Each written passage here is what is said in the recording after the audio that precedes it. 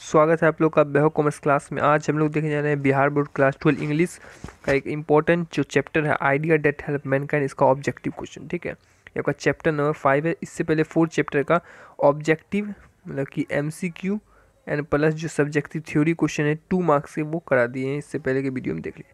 आज भी हम ऑब्जेक्टिव और सब्जेक्टिव दोनों का इंपॉर्टेंट जो क्वेश्चन बन सकते हैं इस चैप्टर से वो देखेंगे। ठीक है, तो पहला क्वेश्चन है who has written idea that help mankind. इसका राइट आंसर कौन होगा? A, Bertrand Russell. ठीक है, तो ए जो है आपका राइट आंसर हो जाएगा। Question number 2, Bertrand Russell was a philosopher and A mathematician. ठीक है, टाइम बर्बाद नहीं करेंगे, कलम कॉपी लेके बैठिए और नोट करते जाइए। Bertrand Russell was awarded Nobel prize for literature in the year, कौन से साल में? तो 1950, 1950 में। ठीक है, utilisation of proved to be milestone in human process, तो व्हाट इज दिस? आंसर होगा फायर। ठीक है, माइलस्टोन दिमाग में रखना भाई, स्टोन से क्या 2 स्टोन टकराएगा तो क्या बनेगा? आग जलेगा, फायर। समझ में? How civilisation taught us to be more dash toward another, क्या भाई? फ्रेंडली। समझ रहे ना, दूसरों के प्रति फ्रेंडली रहो। The taming of animal made life much pleasant, क्या हो जाएगा? Domestic animal. ठीक है, dash skill play a more important role than congenital one, what is the answer? Acquired, B right answer हो जाएगा। In the year 1946 से 47 a great percentage of bird and human died due to what? Hunger। ठीक है, hunger मतलब भूखमरी हो गई होगी भाई, भूखा। The most indubitable respect in which idea have helped mankind, क्या होगा आंसर? नंबर्स। ठीक है,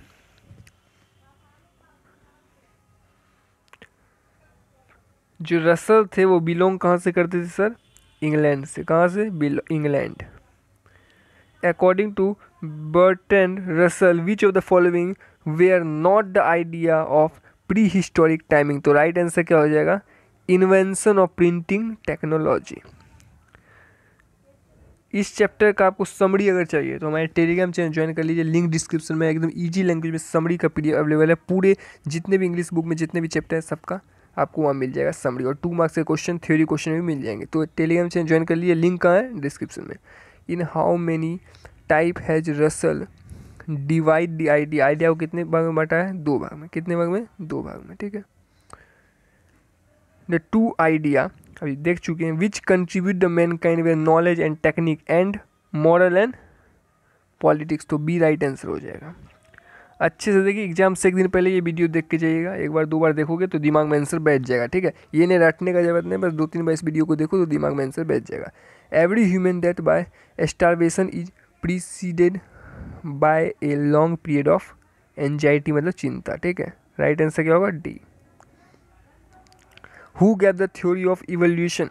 चार्ल्स डार्विन। ठीक है, राइट आंसर क्या होगा? Charles Darwin, D right answer हो जाएगा।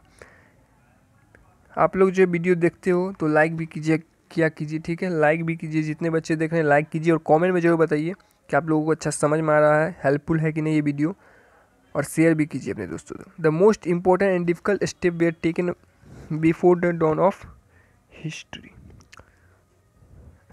और एक फीडबैक भी दिया कीजिए कि कितना हेल्पफुल है यह वीडियो। हम इससे पहले भी 2022 का रिजल्ट जब निकला था स्टूडेंट का, तो उन्होंने बहुत अच्छा फीडबैक दिया था कि सर आपने जो भी पढ़ाया उससे इंपॉर्टेंट क्वेश्चन एग्जाम में आए थे, तो उसका हम लोग कम्युनिटी पोस्ट भी लगाए थे। तो इसी से आप लोग भी फीडबैक दिया कीजिए कि आप लोग को हेल्पफुल है कि नहीं video. Road to freedom was written by, summary आपको हम लोग दे ही दिए, MCQ करा ही रहे हैं, थ्योरी क्वेश्चन करा रहे हैं, फिर धीरे धीरे आके हम आपको लेटर ग्रामर जो भी है इंपॉर्टेंट जो पूछे जाते हैं वो सब भी करवा देंगे। आप लोग को चिंता नहीं करना, बस चैनल को सब्सक्राइब कर लीजिए और बने रहिए। तो road to freedom was written by किसने लिखा है? रसल ने। किसने? बर्ट्रैंड रसल ने। सिविलाइजेशन टॉट अस, सिविलाइजेशन क्या सिखाता है? To be human, to be human. The invention of dash was more important than domestic of animal, तो एग्रीकल्चर का इन्वेंशन जो हुआ बहुत ही इंपॉर्टेंट था देन डोमेस्टिकेशन ऑफ एनिमल। ठीक है, तो राइट आंसर क्या हो जाएगा? एग्रीकल्चर। वीपन, क्या है बोल रहा है, weapon would not help the corn to grow, he was allowed to feast on the blood. तो क्या हो जाएगा इसका आंसर, मोलोच। ठीक है। Dash was also a commander on a large variety of topic. तो ये हमारे रसल साहब हो जाएंगे। ठीक है, ए राइट आंसर हो जाएगा। आइडिया डेट हेल्प मैनकाइंड किसने लिखा है भाई, किसने लिखा है, तो रसल ने। ठीक है, याद रखना ये MCQ आपको कॉलम आता है, मैच द फॉलोइंग आता है ना, तो उसमें ये राइटर के नाम पूछे जाते हैं कि किसने क्या लिखा है, तो आपको वहाँ जवाब देना होता है। Bertrand Russell was also a mathematician, ऊपर ही देख के आए हैं ये तो। Who wrote the piece why I am not a Christian, किन्होंने लिखा है भाई, बर्टन रसल। ठीक है, Bertrand Russell. Idea that help mankind ये पता ही है, ऊपर देख चुके हैं। सिविलाइजेशन क्या बोलता है भाई, फ्रेंडली, ये भी ऊपर देख चुके हैं। Our attitude toward outside our herd is hostile. ठीक है, क्या हो जाएगा, हॉस्टाइल, ए राइट आंसर हो जाएगा। Question 28, we are able to get variety of enjoyment due to what, our intelligence, our intelligence हो जाएगा, ए राइट आंसर हो जाएगा। We are more friendly within the herd, outside the herd, everywhere, nowhere. तो क्या हो जाएगा, within the herd. After language the second most important thing, वो तो पता ही भाई, सेकेंड मोस्ट इम्पोर्टेंट थिंग क्या है, fire. Time taming of domestic जो लाइफ है वो क्या होगा, मेड लाइफ प्लीजेंट। ठीक है। 32, Russell was awarded Nobel prize for, किस लिए इनको नोबेल प्राइज मिला था, लिटरेचर के लिए। 33, survival for Homo sapiens primary was a problem, क्या होगा, a problem. Bird die hunger is large number during what, winter. ठीक है।